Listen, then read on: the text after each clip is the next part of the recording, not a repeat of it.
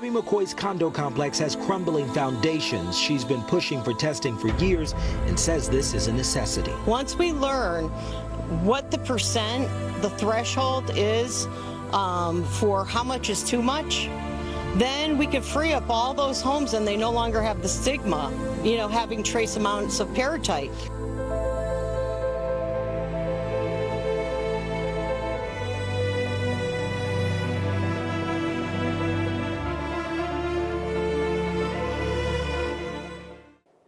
Hello, my name is Debbie McCoy. For many of you, I am known as the founder of the Concrete Queens of Connecticut. Mary Ann Williams coined our name in 2018. We started as a women's working group in March 2017. While I may not have a crumbling concrete foundation in my home in Vernon, Connecticut, my son and daughter both had homes diagnosed with being affected due to a reactive iron sulfide mineral, peritite, which affects the structural integrity of the home.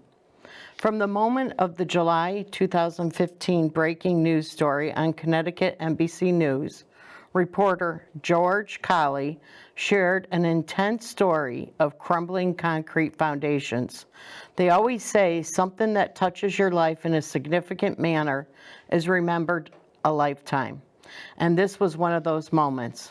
I was watching the news, moving about the room, when I heard Mr. Colley's report and seen the pictures of a foundation literally crumbling. I believe he was pulling some of the concrete away, and it was mere dust in his hands. The horizontal cracks and the vertical cracks, it looked like a spider web. It got me thinking and a bit worried, because in June 2010, my husband and I helped my son purchase a condo. During our 2010 home inspection, the inspector passed the house by commenting on all the walls in our foundation that it had a 3-foot horizontal crack. The vertical cracks were settling cracks. Not to worry, he said, but as a precaution, he advised for us to have a Windsor probe test based on that one 3-foot horizontal crack. That was in 2010. By the time they remediated my son's condo building, that crack was the full length of the wall. The wall was bowing in, and there were cracking going up the walls in the actual structure of the condo unit, as well as windows not shutting properly, closets not shutting properly. But back in 2010, our home inspector said that the vertical cracking was settling cracks and not to worry. But there was that one pesky horizontal crack. So he advised me to have a Windsor probe test. What that test does is it tests for the PSI, the strength of the concrete.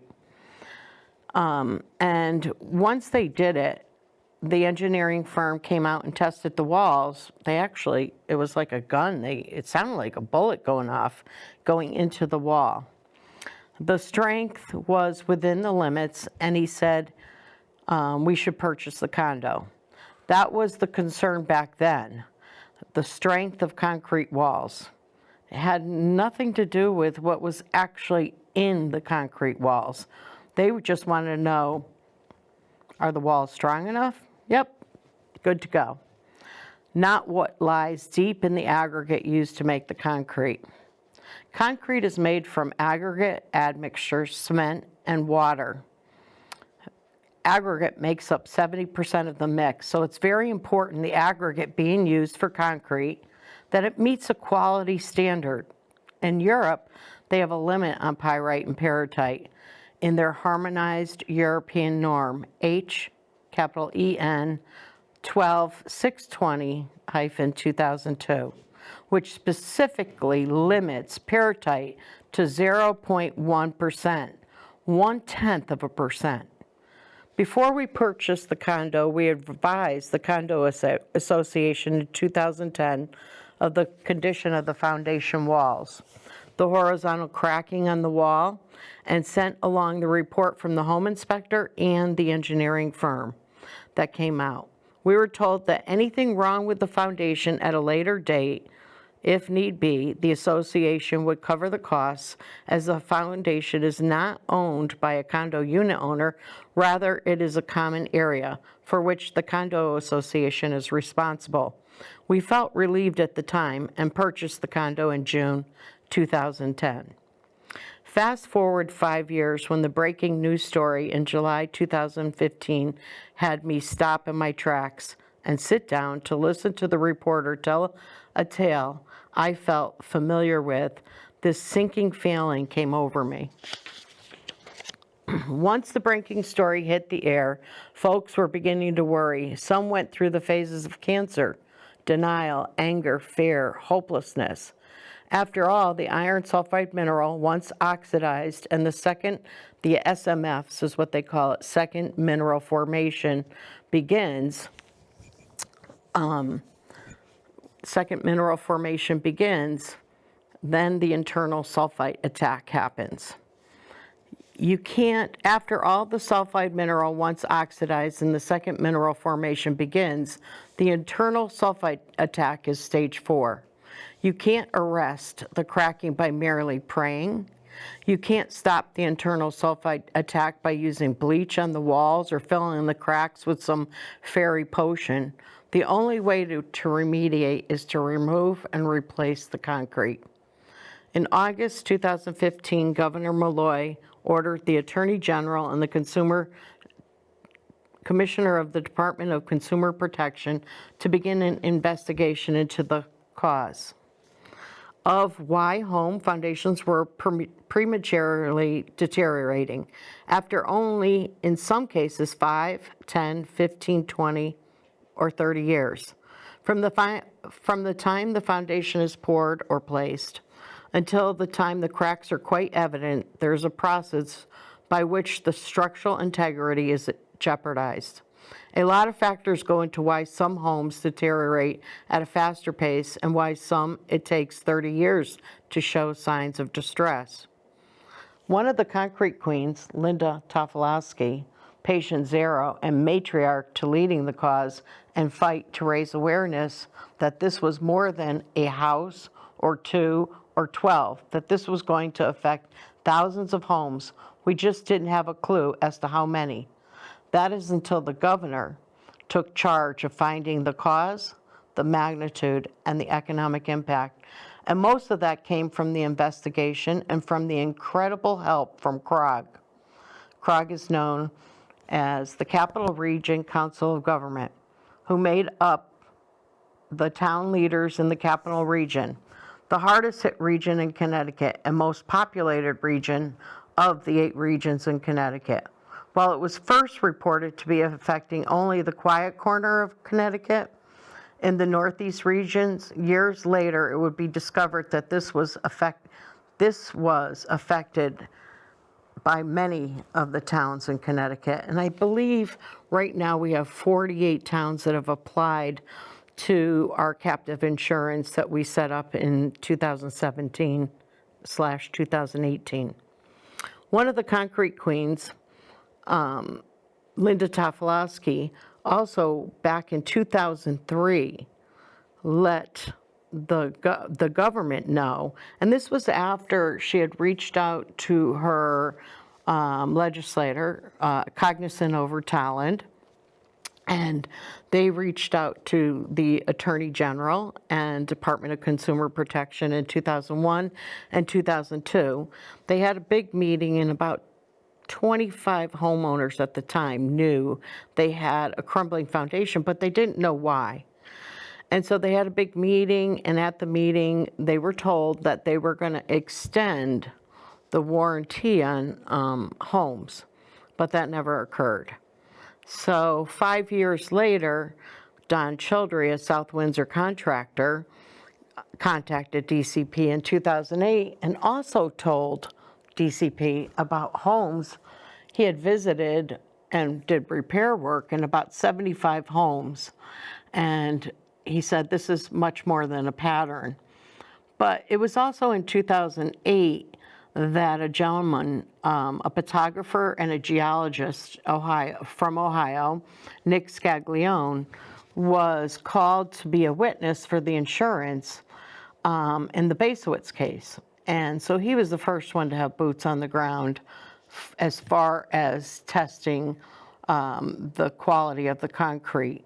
And the judge actually stated that the insurance own witness helped the plaintiff in the case, the homeowners, win their lawsuit against the insurance company. So by January 2016, a coalition was formed, CCACB, Connecticut Coalition Against Crumbling Basements. It was in March 2016 where my fears were realized when the condo management company sent out an email, a memo, to all its unit owners that it had come to their attention a few units may be affected by what we later found out to be paratype. It's funny because I didn't know who Nick Scaglione was in 2008. I didn't know who he was in 2011. I didn't know who he was until I actually walked around the condo when I was getting a quote from Don Childry, when I said to him, one of the concrete queens said, you told her back in 2011, she lived in South Windsor, that she was dealing with paratype, and yet in 2008 you didn't know what you were dealing with, and in 2015 when the breaking news came out, you were interviewed by George Colley and you said you think it was due to paratype. And I asked him, how did you know that already? And he told me that a gentleman reached out to him, and that gentleman happened to be Nick Scaglione. So that name stuck with me, and later on in my story, I'll tell you, I reached out to Nick. From March 2016, I've advocated with passion and perspective. You know, I did start out very emotional, and somebody gave me wise advice and said, you got to take the emotion out of it and really hone in on numbers and stats and data and all this. And I was a good student of that. And then a legislator once said to me, you know, Deb, we all know you know all the numbers, you know everything. But what we want to hear is the story coming from your heart. And usually when I testify at the legislative office building, they give you 5 minutes, sometimes 3, sometimes 5. I usually take 7 minutes to do my testimony.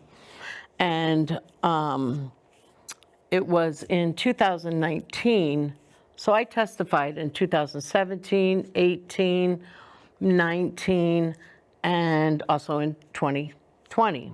And then later, because of COVID, I testified through Zoom.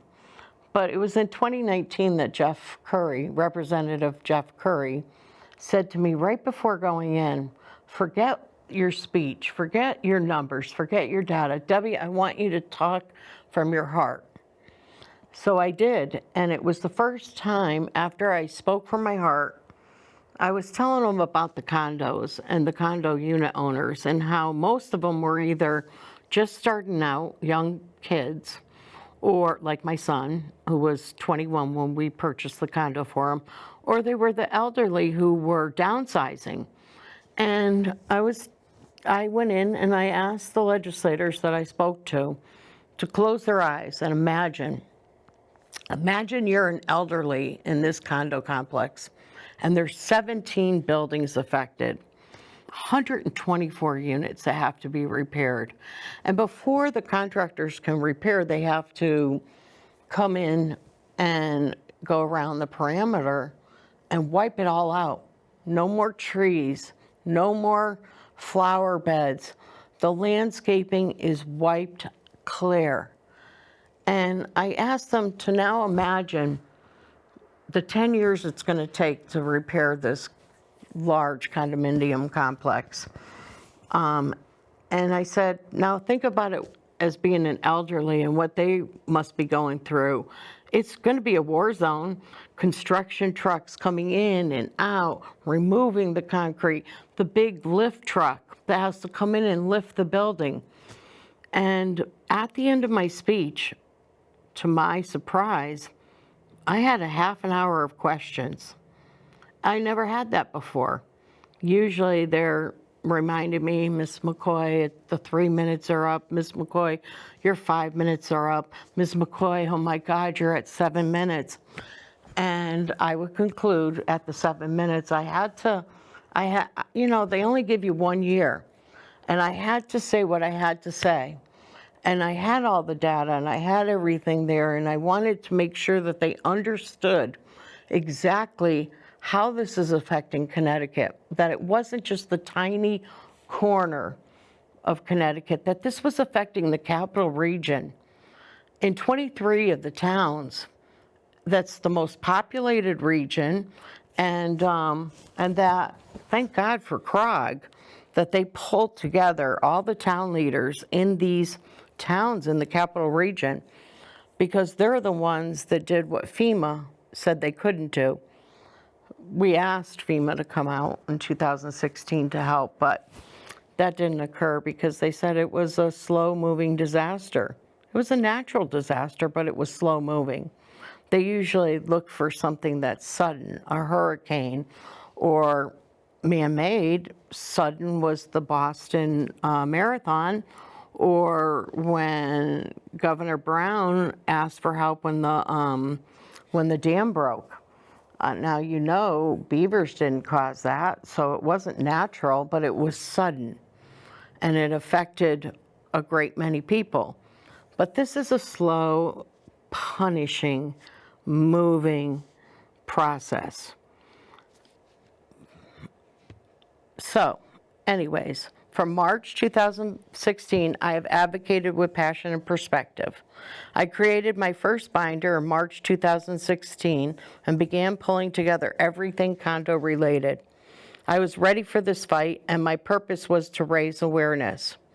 We complied with the Condo Association's requests for inspections, and we met in October 2016 at the time at the clubhouse. The place was packed, and what turned into a few new units soon became a reality that 124 units in 17 buildings were affected.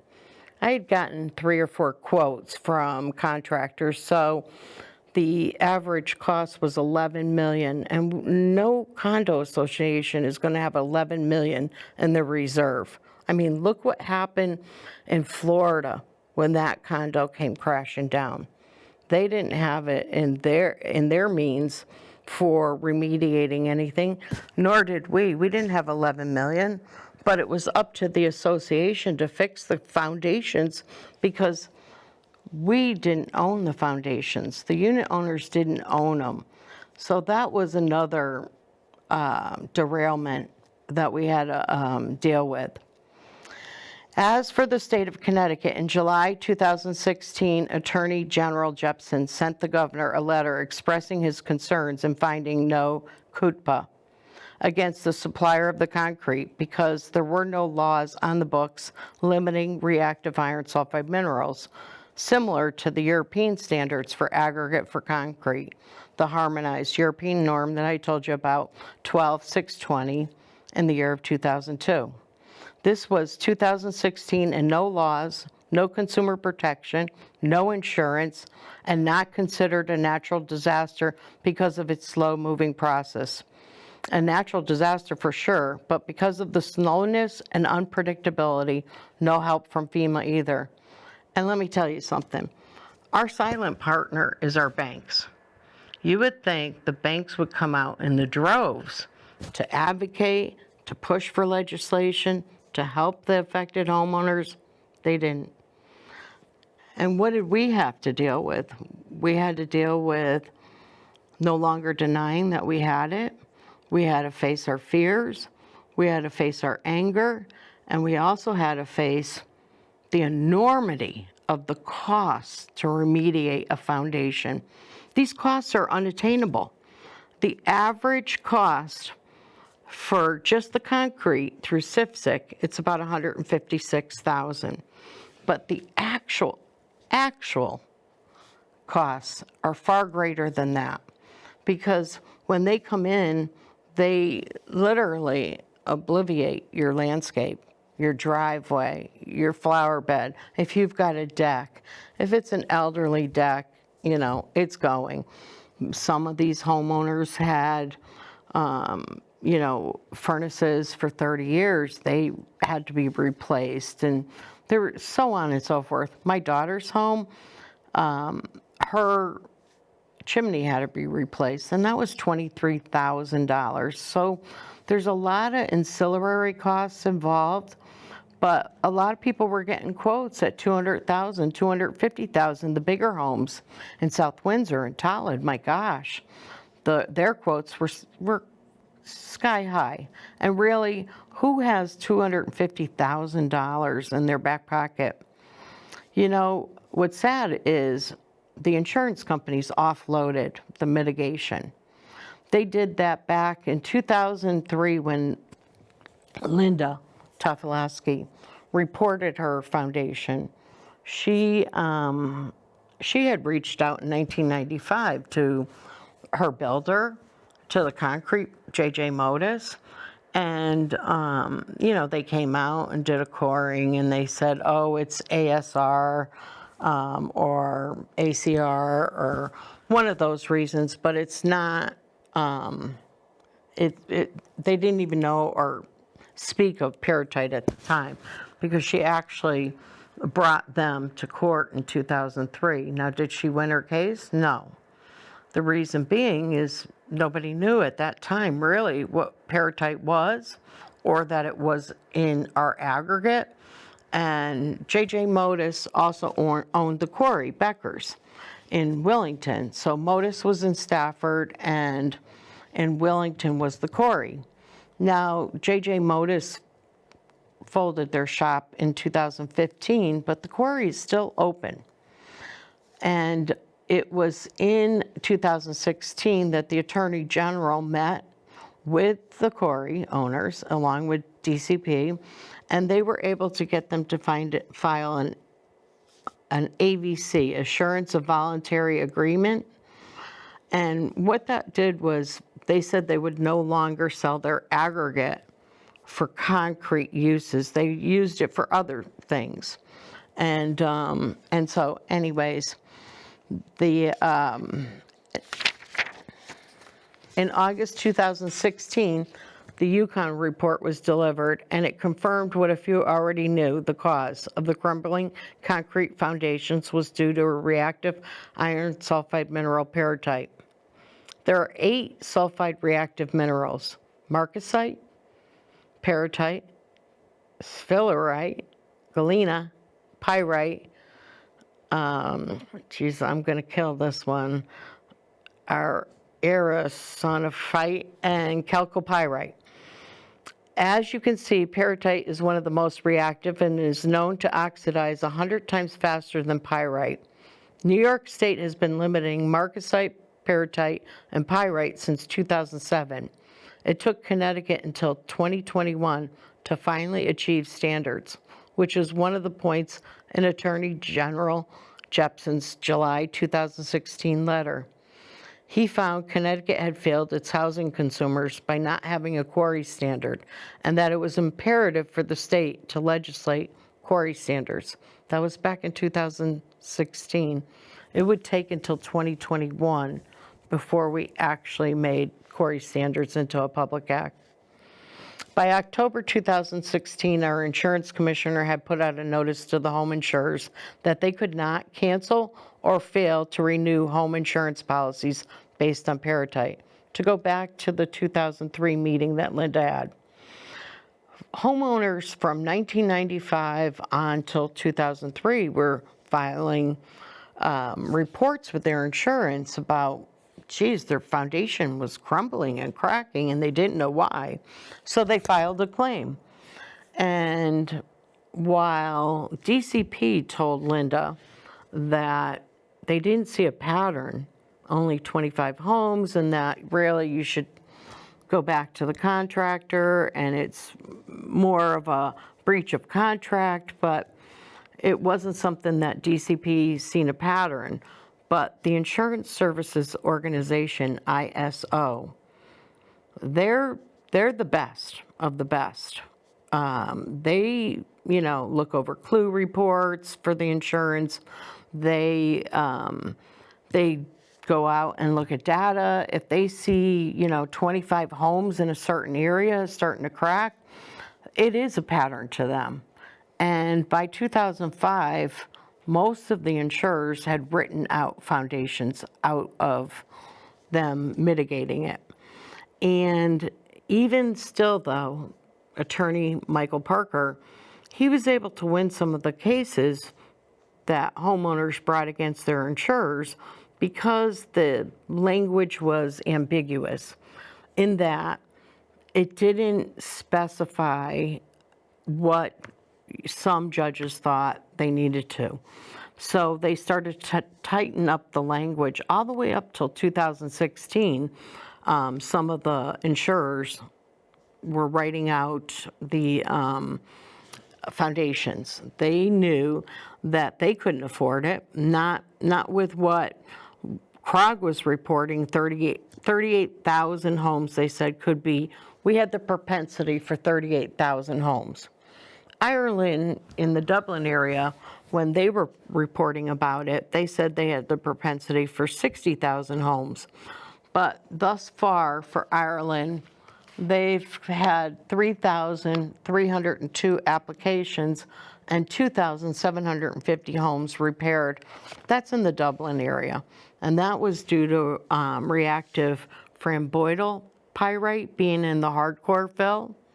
And that was causing, the slab on grade to crack. And then the structure was cracking.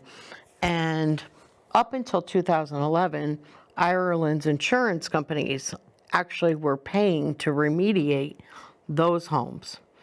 But after the 2011 Elliott construction case, and the judge said it was due to pyrite, the insurance company Homebound actually decided they're not going to cover anymore.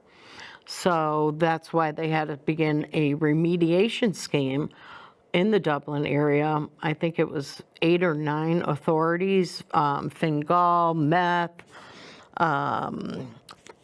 just quite a few counties in that area, Dublin City, and so on and so forth. So, but they were lucky because a year after they were told they weren't going to have that they weren't going to get their homes fixed due to the pyrite in the hardcore fill, the government quickly set up a pyrite resolution board. They passed a law to do remediation. They gave them a remediation scheme, an end-to-end scheme. The homeowner gave over the keys, and in 3 months' time, they fixed the home. But in December 2016, the Department of Consumer Protection published its investigation findings as well. And I have that here for you all to see, but you can't really see because, I'm here and my paperwork's here. But here's the August 31st, 2016 report. And I know on page 31 that Dr. Kai Viley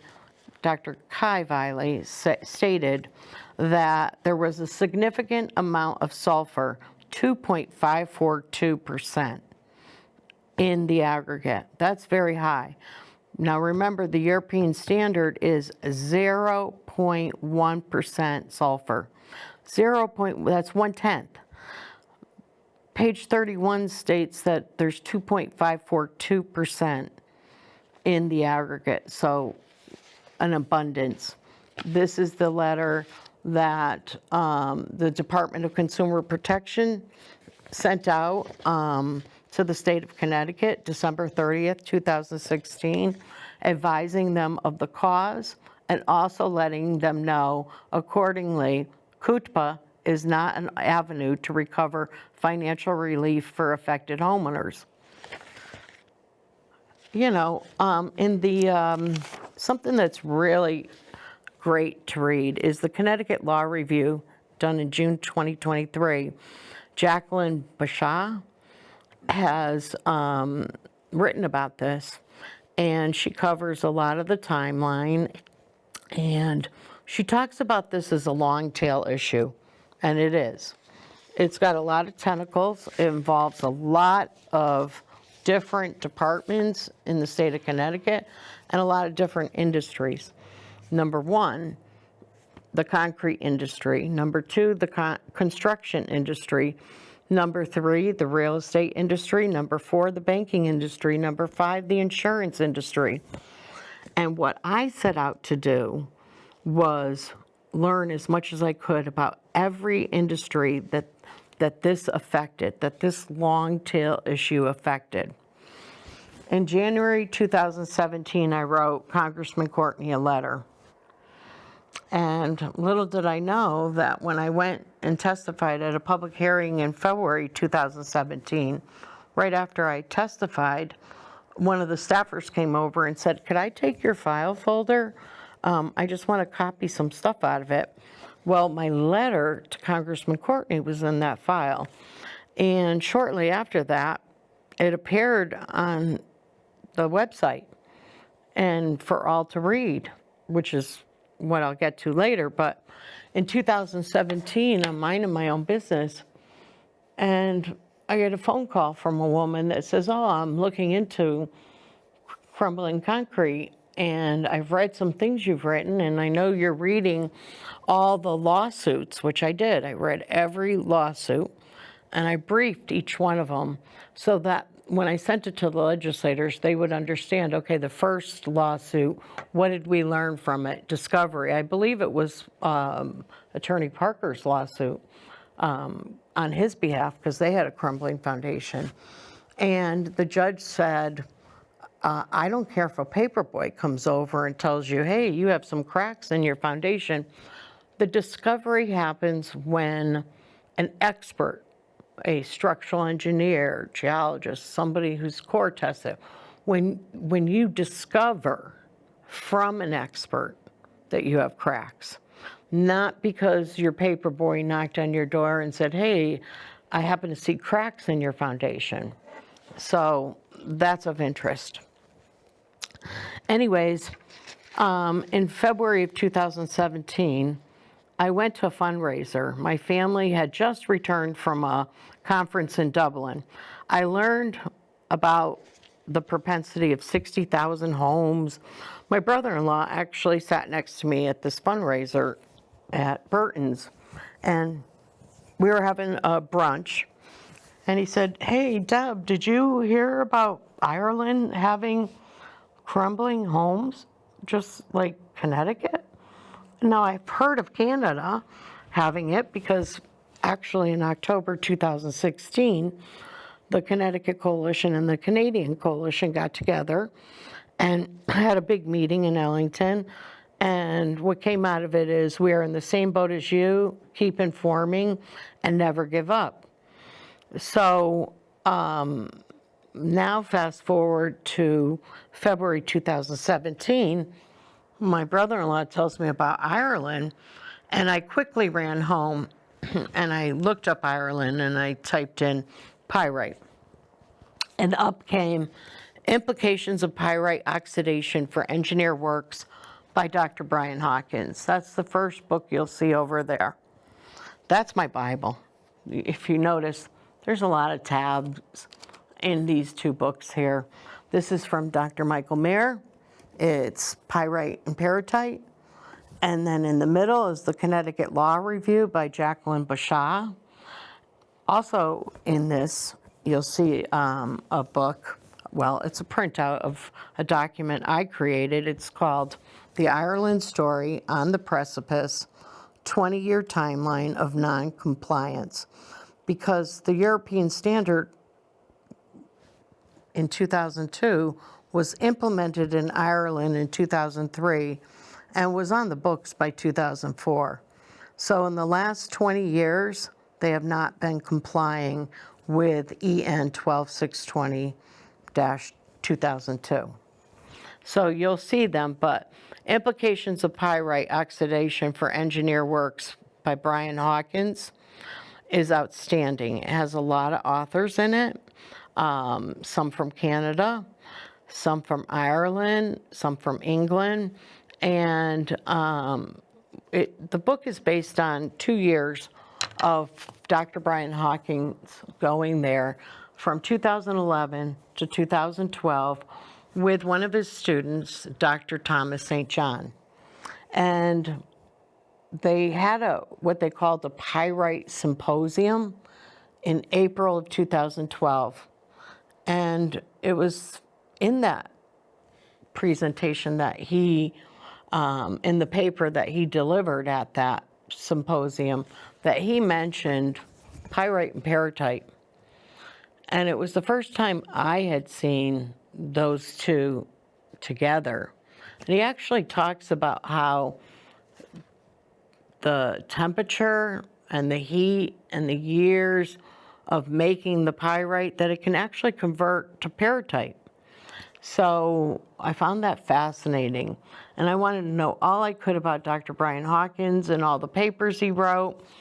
And in that folder, I had the letter I had written to Congressman Courtney. It was like 5 pages long, with my name and my telephone number.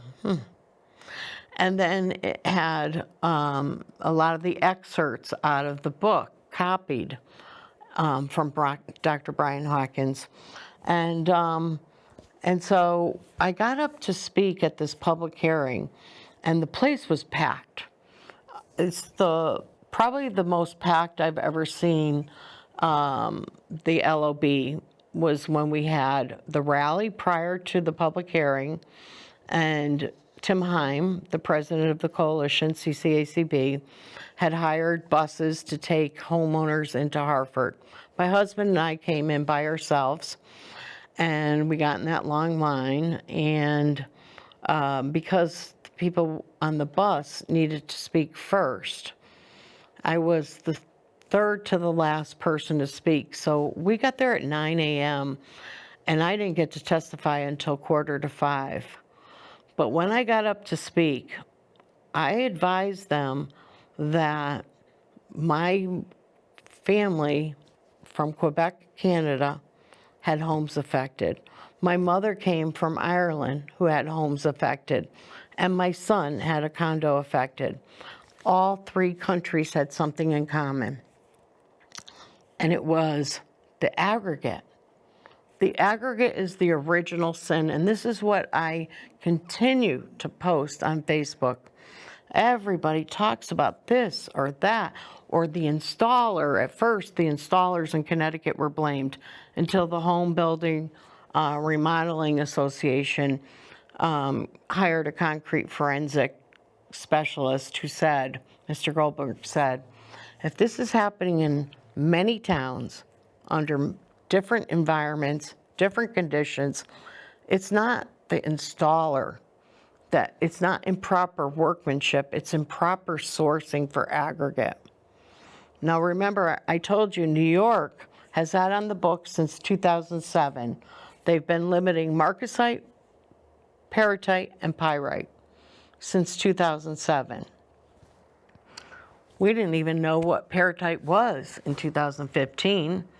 We had no clue. And a lot of people didn't know anything about peritite in anywhere. I mean, Canada is the one that has been the guiding light for a lot of countries. I just came back from Canada, as a matter of fact, and in a later show, I'll talk to you about that. But for right now, back to the testimony that I gave, I explained to them that this was happening in Ireland and they had a propensity of 60,000 homes. That this was happening in Canada, they had a propensity of 8,000 homes. They've narrowed it down to 4,000, and I believe they've repaired, 2,000 have been repaired so far. Ireland had the propensity of 60,000, as I told you. 3,302 applicants, 2,750 have been repaired.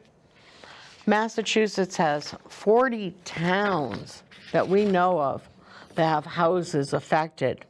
And yet, after 7 years of advocating, they don't have a remediation scheme, they don't have a grant scheme, they don't have anything.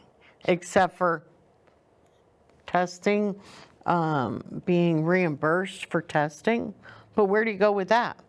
And now they just passed a $5.16 billion law last year, or this year, I'm sorry, in August of 2024. And it's for everything about housing. And they passed the year before quarry standards because the initiative in Mass is to build lots of houses. And when Massachusetts learned that they had some quarries that have it, they had to put in quarry standards because they want to stop the bleeding. They don't want to have all this $5.16 billion in building homes because, let's face it, the USA has a housing crisis right now. We're not building enough houses. So anyways, they have 40 towns, but we don't know any data. Like in Ireland, in the Dublin thing, we know that there's 3,302. In Canada, 4,000. In Connecticut, this is one of the most recent datas given to us from CIFSIC, the captive insurance that does the remediation for homes.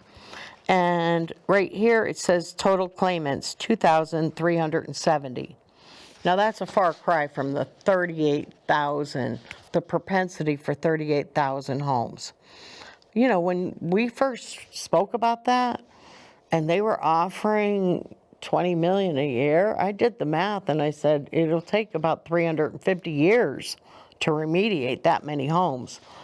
But we, so far in the 5 years that the doors have been open, we have 2,370, and we have, this says 1,018 homes repaired, but most recently in one of their weekly updates, they said that we have more like 1,040 homes repaired.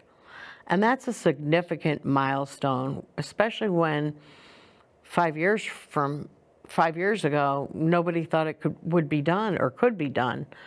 And yet, Connecticut is the template, we're the model for Ireland to use, for Massachusetts to use. Canada, we followed a lot of what they were doing. And let's just face it, they've been ahead of the game for a very long time. Claire Robinson wrote about peritite at the Halifax airport back in 1993. There was this large fish kill, and they went out and they, you know, geologists went and they looked at the geology, and there was an abundance of peritite there. And while pyrite is usually what they look for in mine trailing, peritite hasn't gotten as much coverage as pyrite. But there at the Halifax airport, they had, it was so bad, they said that it couldn't keep up with the pulses of the peritite, that it affected the environment, and there was a large fish kill. And so they've been talking about pyrite and peritite long before anyone has. And they're bright, they're smart. Canada has invested a lot of money into Laval University, doing incredible research that will inform how the government sets their standards. Now, you'll have some people that are mouthpieces for the concrete industry saying that what Connecticut did was set the bar too low, that there's still, you could still find good aggregate that's higher than the 0.1%. Prove it. Prove it. Prove your quality. And that's what I've always said. I was lucky enough to be appointed to be on the Working Quarry Group, and that was in 2019. I know I'm getting a little ahead of myself here, but in 2019, I was appointed to work on the Working Quarry Group. And I went extremely well prepared. And I also reached out to the New York geologist, William Kelly, who wrote the MMRs, who wrote about limiting marcasite, peritite, and pyrite.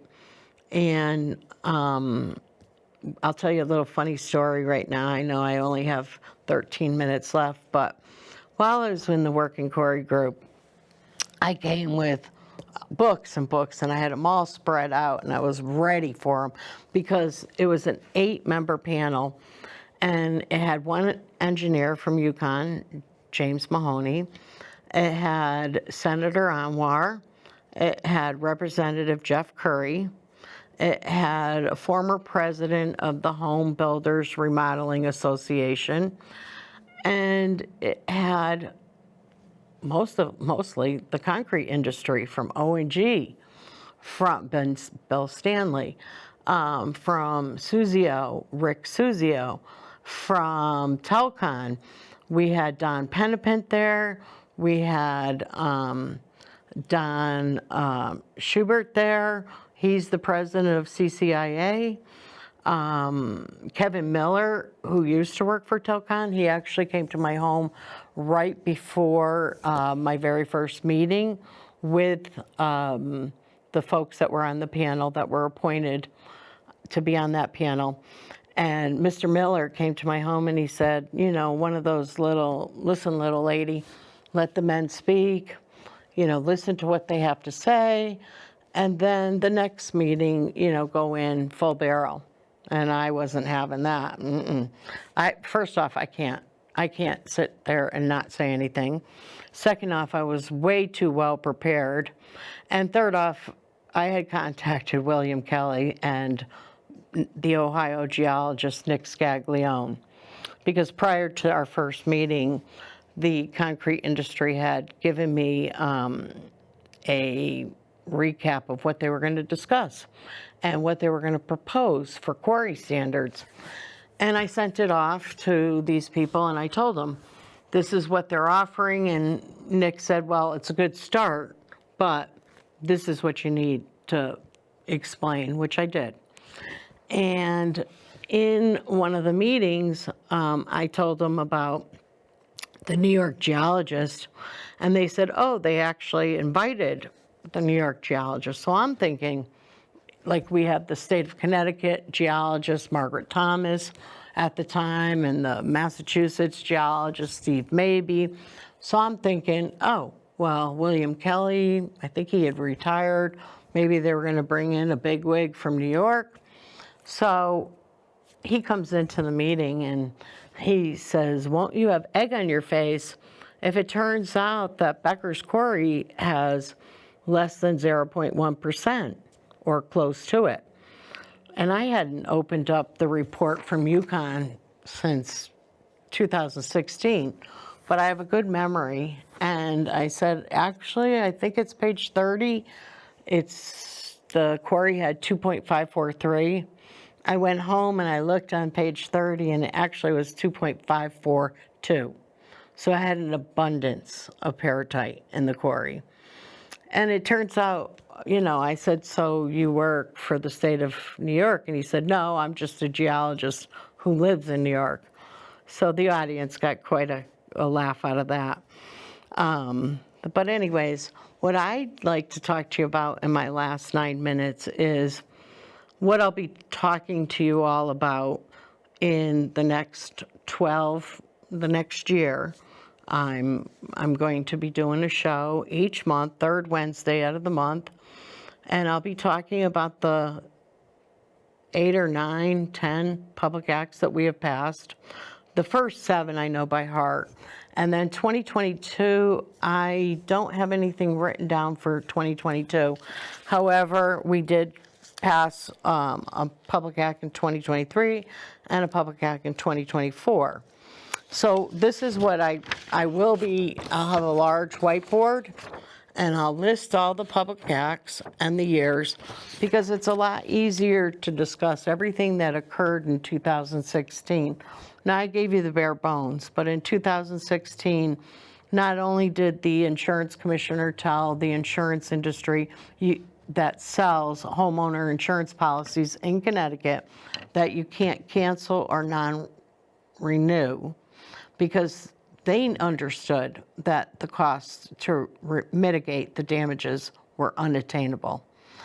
But also in 2017 is when Public Act 17-2 passed, and that explained, and in that time frame, I can explain everything that happened in 2017. By 2018, the Concrete Queens, our name and who we were was a public, everybody knew who we were by 2018. From 2016 to 2018, folks didn't really know who we were. We were what we called the Women's Working Group, and we started looking into the tentacles, and Marianne called me the mental machine. She said, every time we come, Deb, we give you something for you to memorize. And all the meetings were held at my home, and my home was coined Information Central. Tim Heim, when he came to my home, he actually said, oh my God, you're an encyclopedia and this is the library.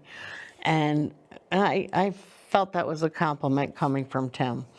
But anyways, I will be discussing all the public acts, how they've affected the homeowners. And, you know, we've come a long way, baby.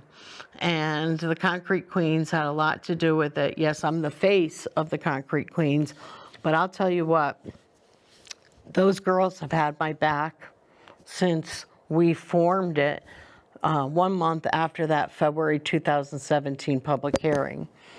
And in March 2017, Marianne Williams, Linda Tofolowski, and myself started it.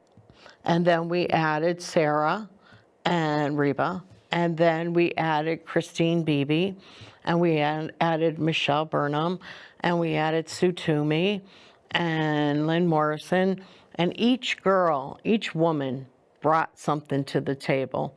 Not only the paperwork that you see here, and my table had 58 file folders just for Connecticut. I have about that much now for Ireland, and this is my file folder on everything I've done for Massachusetts. And I usually work in the background, so a lot of people don't know how much work I've done for Mass or for Ireland, but that's all right, so long as the end justifies what I'm going after, the purpose, and that's raising awareness to what's happening and bringing those to account for what's happened in each country. I'll talk about the public acts the next time we meet. I'll have people here to interview, from the Concrete Queens to contractors to hopefully folks on the CIFSIC board, or maybe even the CIFSIC superintendent.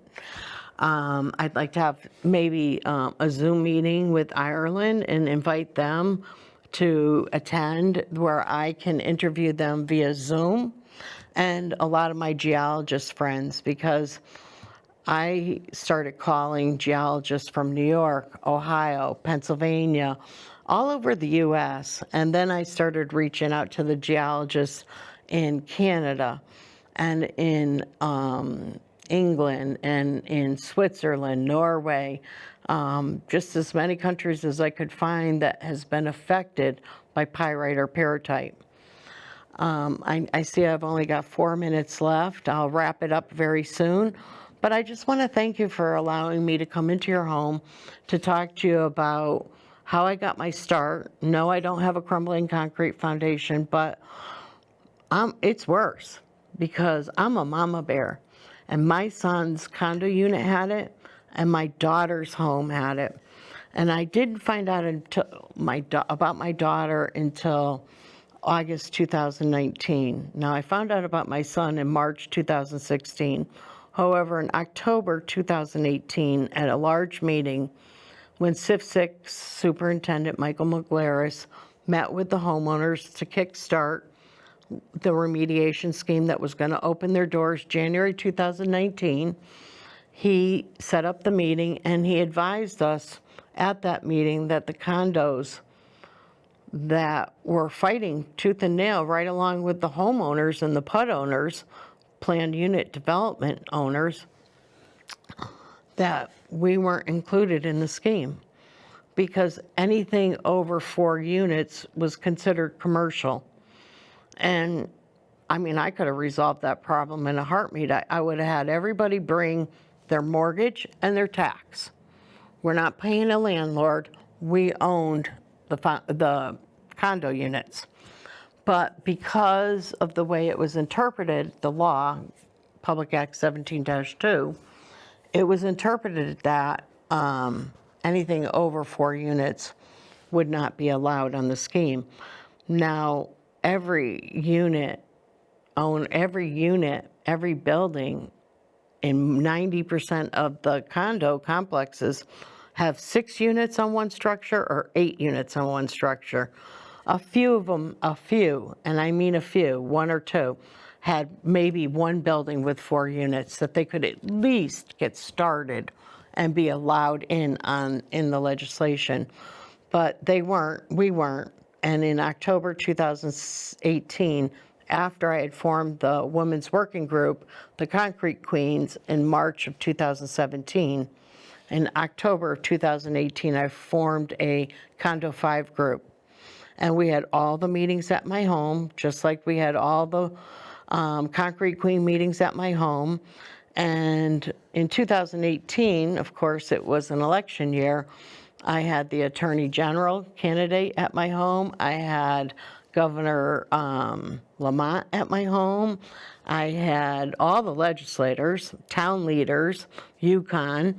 I mean, Nick Scaglione, I actually hired him to come and speak in 2018, in September of 2018, to all the legislators. And it was the day that we shut down the state of Connecticut because Nick spoke for 2 hours. And I invited all the concrete industry there too, before I'd ever been appointed on the Working Quarry Group. And that's how I got to meet them. And I also seen them at every public hearing because they opposed concrete testing. But there's a lot to get into, and I've run out of time. But again, thank you for allowing me into your home. My name's Debbie MacCoy, and I am one of the Connecticut Concrete Queens. Thank you.